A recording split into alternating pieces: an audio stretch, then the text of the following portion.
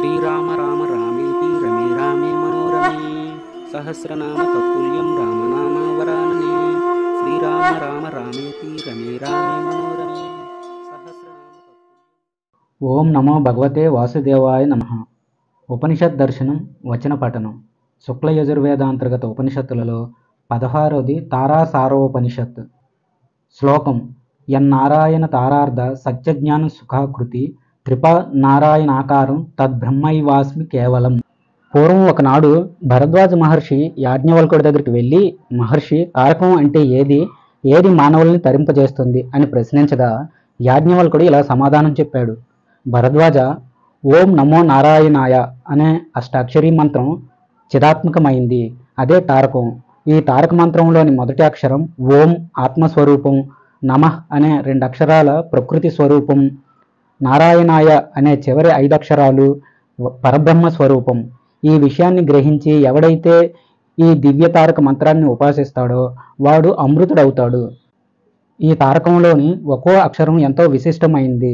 ఓం బ్రహ్మ, నకారం విష్ణువు, మకారం రుద్రుడు, నకారం ఈశ్వరుడు, రకారం అండం విరాట్, యకారం పురుషుడు, నకారం భగవంతుడు, యకారం పరమాత్మ. ఈ విధంగా ఈ నారాయణ అష్టాక్షర మంత్రం పరమ పురుష స్వరూపంగా ఉంది.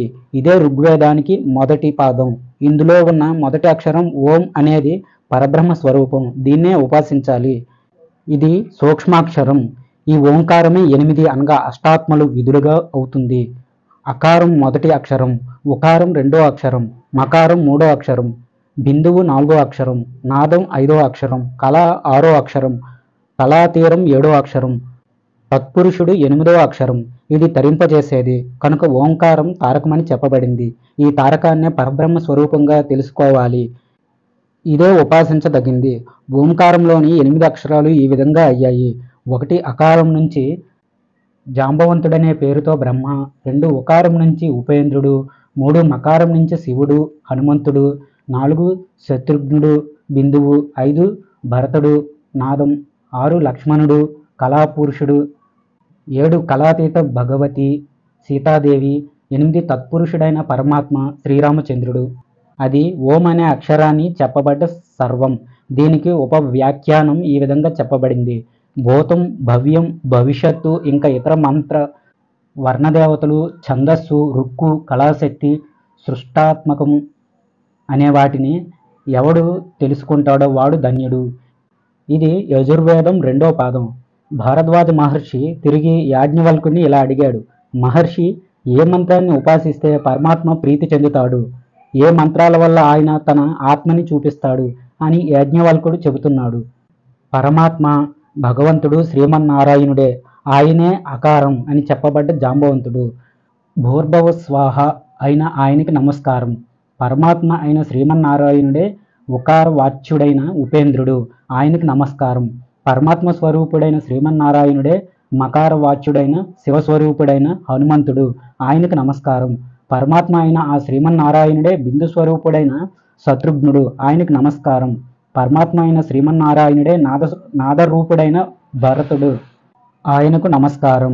పరమాత్మ అయిన నారాయణుడే కళాస్వరూపుడైన లక్ష్మణుడు. ఆయనకు నమస్కారం. పరమాత్మ అయిన నారాయణుడే కళాతీత భగవతి, ఆయన సీతాదేవి, ఆమెకు నమస్కారం.